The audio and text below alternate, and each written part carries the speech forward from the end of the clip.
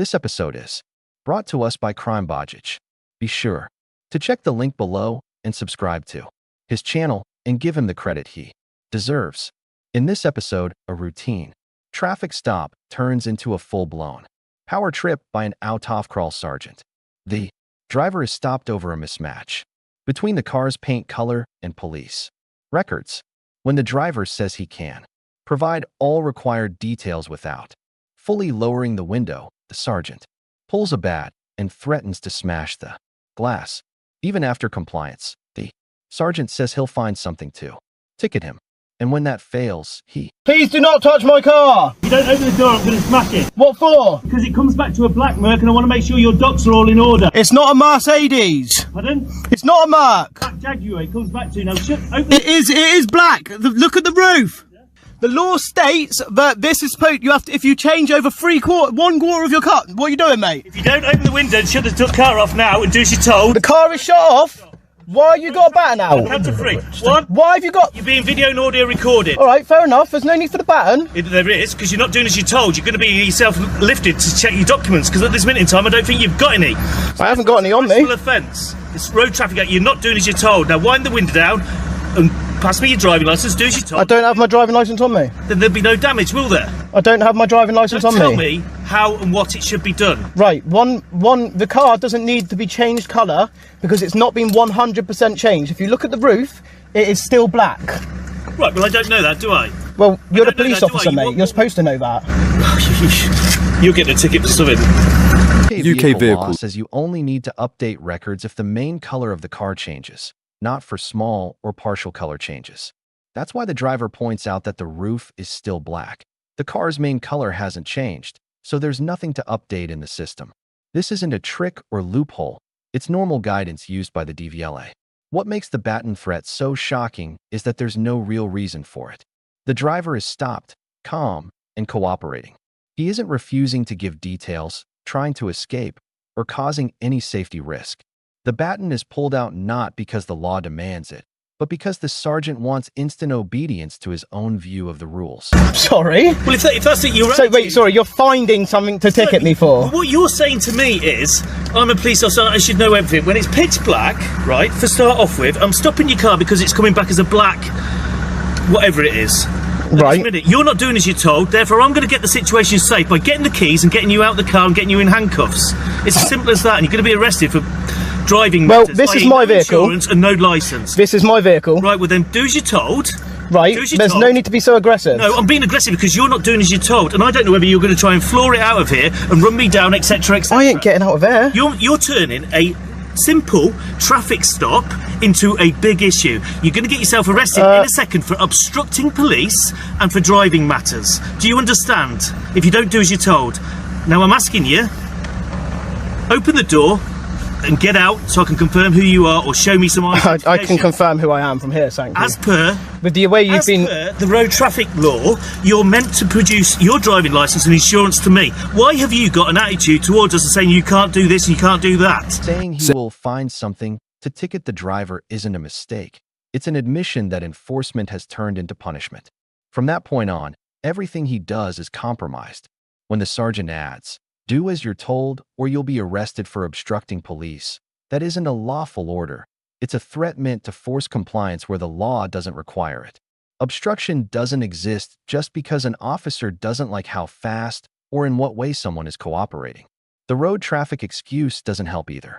Under UK law, a driver only has to provide their license and insurance, not get out of the car just because an officer demands it. If those documents aren't available right away, the law allows them to be produced later at a police station. Well, you're coming at me with a baton. First of all, you don't need to be so aggressive. Why do I need to open the door? You can confirm who I am from outside the car. The situation safe and the car switched off. The car is being switched off as soon as you got here, mate. As soon as I pulled up, I turned the car off. I didn't know that, did I? I didn't know that, did I? Did you not hear the diesel engine? I didn't hear that, did I? You're being argumentative, like I've just said to you. You are turning a simple traffic stop into something more complicated. I'm stopping you because your vehicle comes back as a black vehicle. At this minute in time, all I can see is blue. If I can bottom that out, I can bottom that out. I'm a sergeant from the No Excuse team. You can see the blue lights. You've been ordered to stop. You're not abiding by the road traffic law. I've stopped and I've put my keys up here, as you can see. My car is stopped. Right, open the door because I want to have a look at the tint on the windows.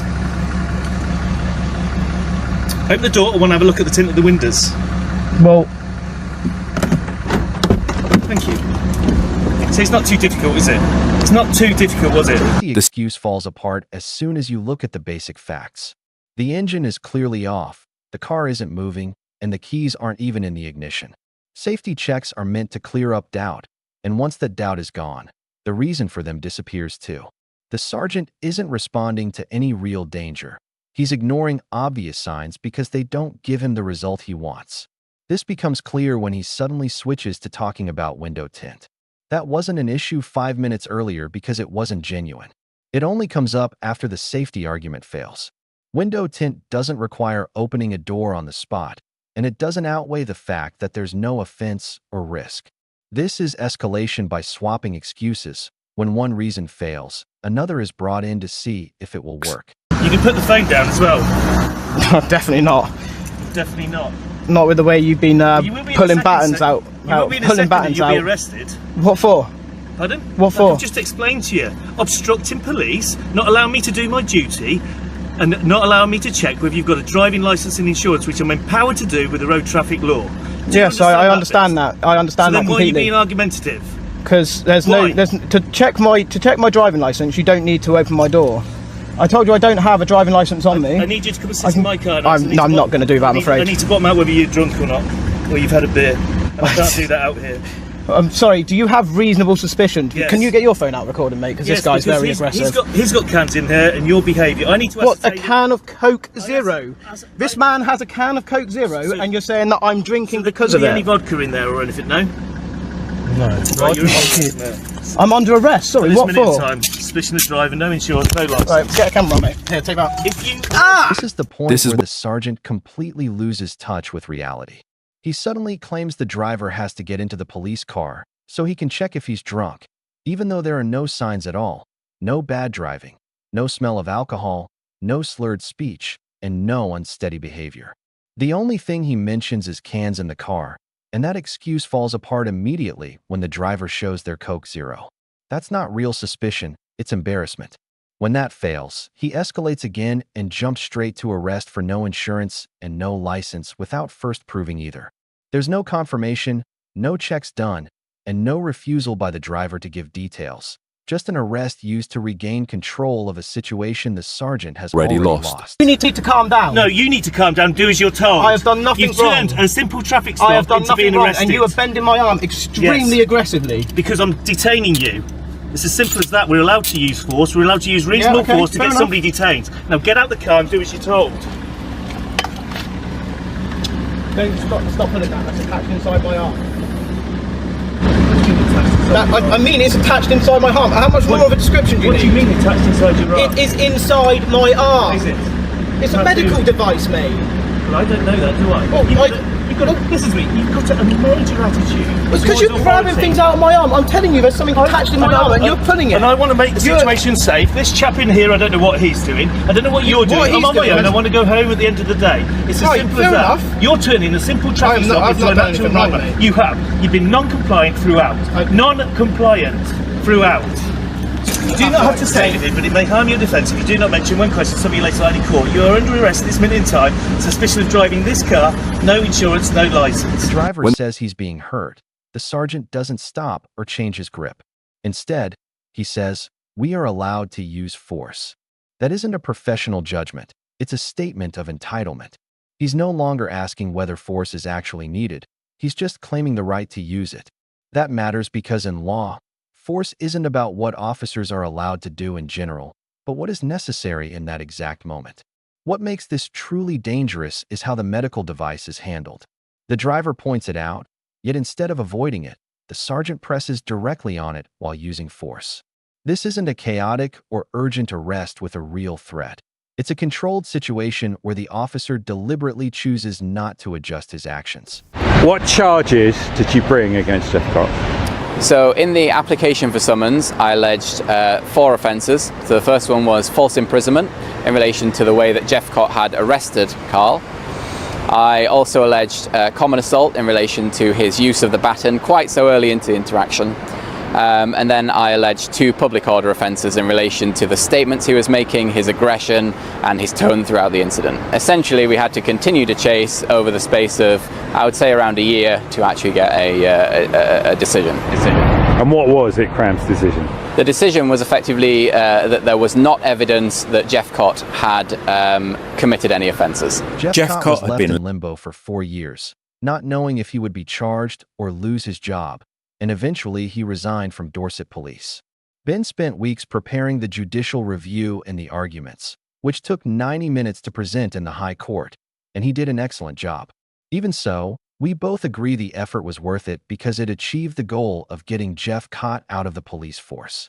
What Crime Bodger shows here is that the real fight isn't at the roadside, but in the system that follows. 4 allegations were raised: false imprisonment for an arrest with no legal basis, common assault for bringing out a baton almost immediately, and 2 public order offenses based on Cott's aggressive behavior and tone. All of this was backed by clear, visible actions, yet after a year the decision came back saying there wasn't enough evidence. That shows how protected officers can be once they wear a badge. Crime Bodger and the legal team pushed the case forward, not because the system wanted to act, but because it was forced to. The judicial review, the High Court hearing, and the long oral argument weren't for show. They created pressure, and that pressure worked. Jeffcott didn't leave because the system fixed itself. He left because constant scrutiny made it impossible for him to stay. Accountability didn't come through a verdict, but through persistence. The officer is no longer in uniform, but the cost was high. This wasn't justice delivered smoothly. It was justice forced to happen.